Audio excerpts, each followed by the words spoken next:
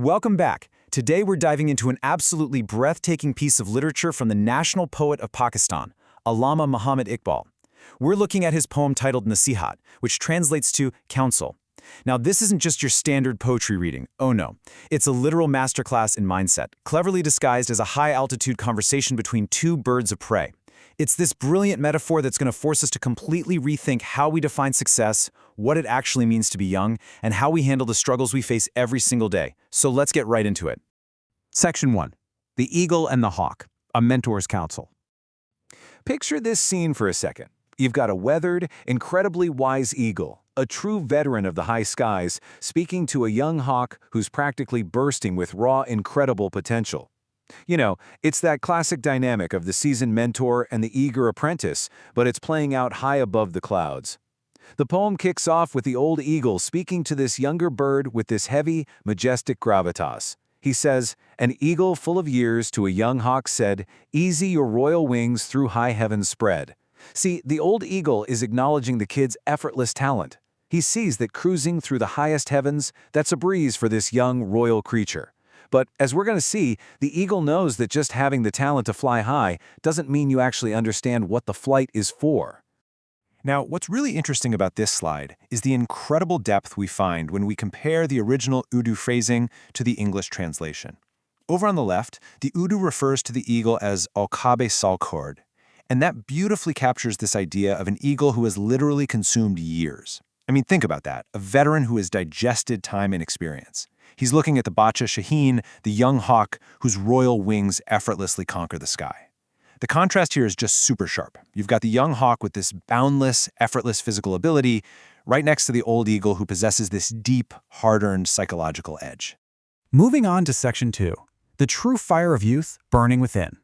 Okay, let's dive into this because this brings us to the absolute core message the eagle wants to pass down.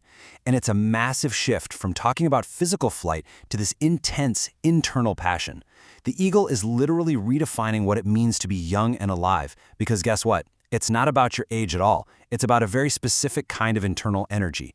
Iqbal's imagery just leaps right off the page here as the eagle tells the hawk, "To burn in the fire of our own veins is youth. Strive, and in strife make honey of life's gall." Just take a second and let that sink in. The fire isn't out there in the world. The sweetness isn't just handed to you on a silver platter. It is a completely transformative process, and it happens entirely from within. When you look at the text comparison here, Iqbal's original Urdu says, "Lahu ki aag mein jalne ka naam." That literally translates to naming youth as the act of burning in the fire of your own blood. It's such a beautiful contrast, right? That internal, self-generated fire versus the external bitterness of the world.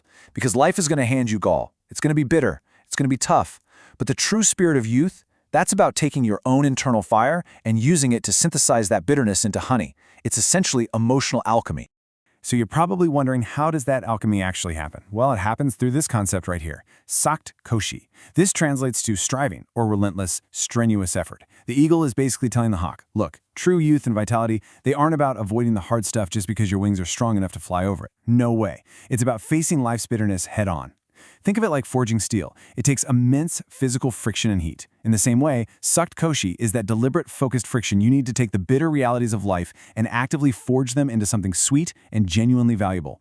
Which brings us to Section 3, the joy of the swoop, redefining the reward. But seriously, why go through all that effort? What is the actual payoff for all this relentless striving? This is where the poem shifts toward its climax, and the old eagle drops his ultimate hard-earned epiphany about the nature of the hunt itself. I really want to pose this question directly to you. Is the reward the actual goal? Just think about your own life for a minute. Think about your goals, your pursuits. When you're chasing something down, is the physical thing you catch at the end the real prize, or is there something else driving you?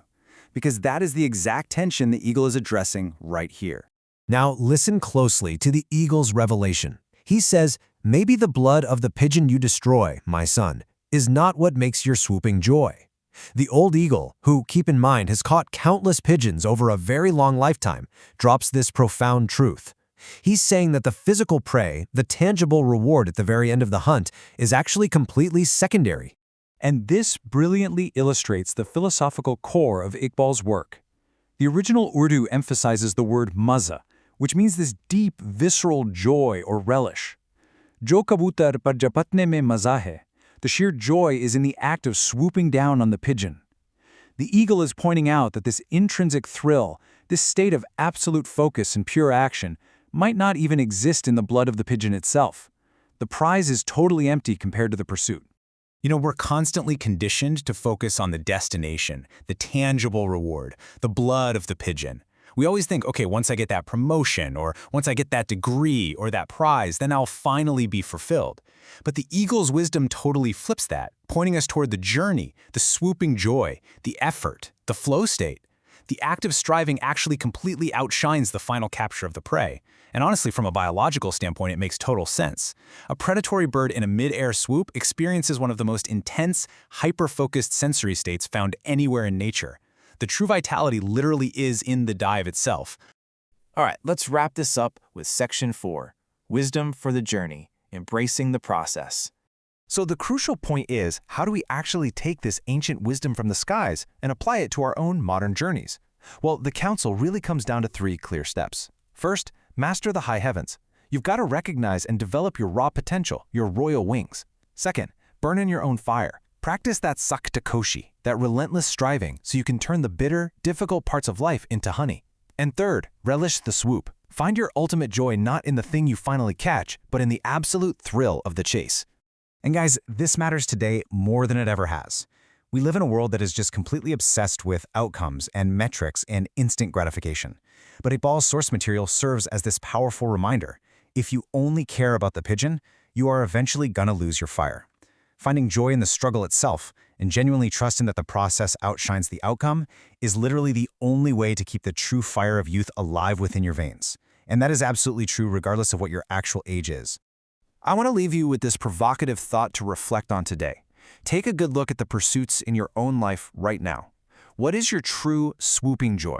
And be honest with yourself here. Are you currently focusing way too much on the pigeon?